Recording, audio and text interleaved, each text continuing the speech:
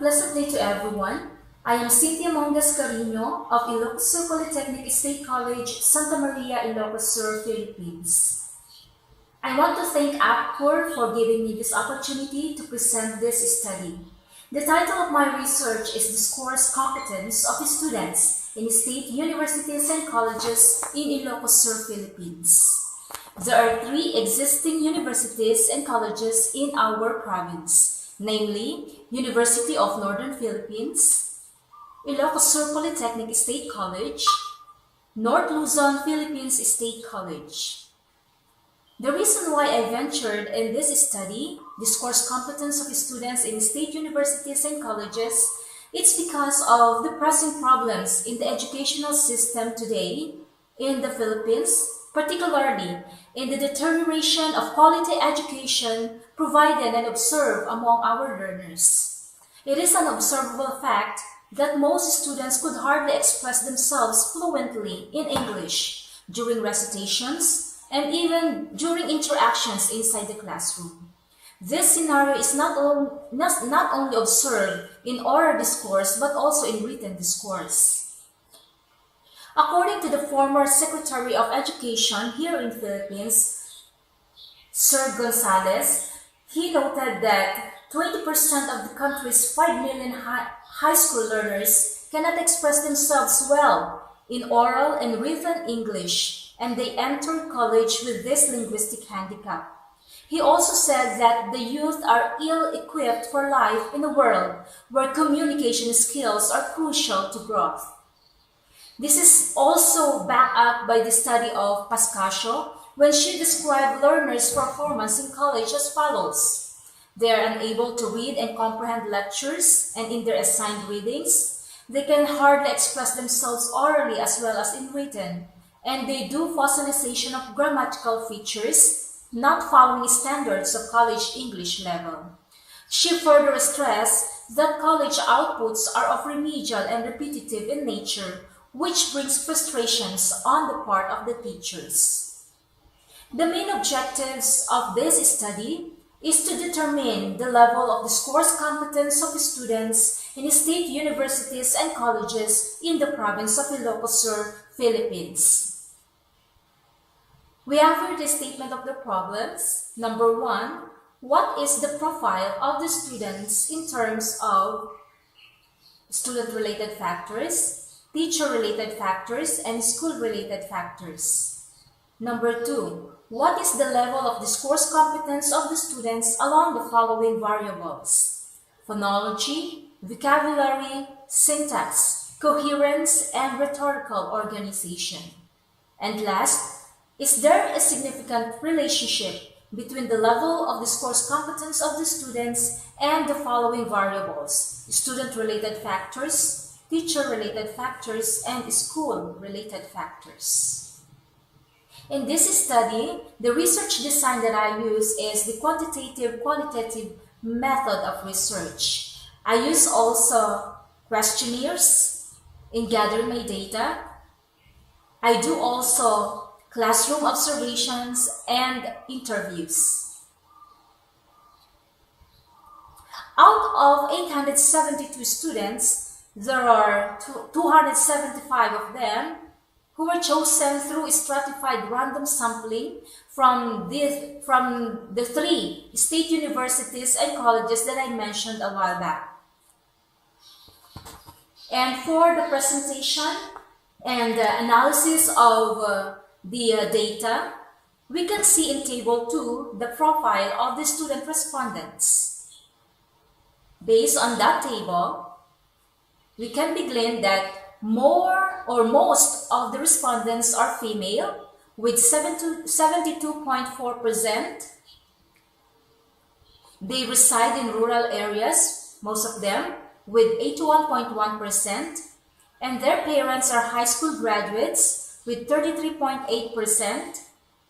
Most of them are skilled workers, and most of the respondents use Ilocos as a language spoken at home, and mostly they are exposed to electronic media like television with 88.7%, radio 71.6%, and books. This means that the respondents are well exposed in television, radio, and other media. In Table 3, we can see there the profile of the teacher respondents. And based on this table, we can see that most instructors are doctoral degree holders and master's degree holders. They are teaching English for more than 21 years with 4 to 6 preparations, and majority of them have attended 10 and above seminars or training programs. In other words, in terms of the profile of the teacher respondents, we could see a very high profile of teachers, particularly in their educational attainment. In Table 4, we can see the teaching methods used by the teachers. And based on this table, we can see that most of the teachers use the methods of discussion and lecture.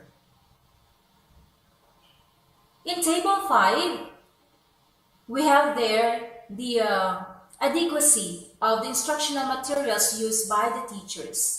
And based on the result, there is a highly adequate instructional materials available in the schools. Table 6 is about the perception of students on school environment. And we can glean from the table that the overall assessment and perception of the respondents in terms of their school environment is good. In Table 7 and 8, that is about the level of competence of our students. And based on this table, the student respondents had generally fair discourse competence in all areas such as phonology, vocabulary, syntax, coherence, and rhetorical organization. In the question, is there a significant relationship between the discourse competence of the students and the student, teacher, and school-related factors? In Table 9 to 11, we can see there the data wherein the discourse competence of the students is being revealed as significantly related to their exposure to mass media, to the teacher-related factors, and to the school-related factors. Based on the findings of this study, the following conclusions are drawn. On the profile of the students, there are more female than male, and they all come from rural areas. Most of their parents are high school graduates, and they are skilled workers. On the profile of the teachers, most are doctoral and have master's degree holders, and they are teaching English for more than 21 years. Majority of them have attended 10 or more seminars or trainings in English, and most of them use discussion and lecture method. And in terms of their perception to instructional materials, they gave a rating of highly adequate. And on the student respondents' discourse competence, we can see that the overall rating is fair. And the discourse competence of the student respondents significantly related to the student exposure to media and the teacher-related factors and school-related factors. Based on the findings and conclusions drawn, the following recommendation is forwarded. Number 1, there should be more student talk in the classroom to allow for more interaction and exchange of ideas from students. Teacher must employ various teaching strategies to give students more time to study and to use the linguistic input. And since the result of the students' discourse competence is only at fair level, Teachers are encouraged to give more exercises or activities to students that would develop their mastery in the pronunciation of critical vowel and consonant sounds, proper stress and intonation, subject-verb agreement, correct usage, use of conjunctions, transitional devices, and idiomatic expressions to further develop their skills in phonology, vocabulary, syntax, coherence, and rhetorical organization. One thing more, the teacher should use varied teaching strategies aside from discussion and lecture method. That would be all, and thank you for listening.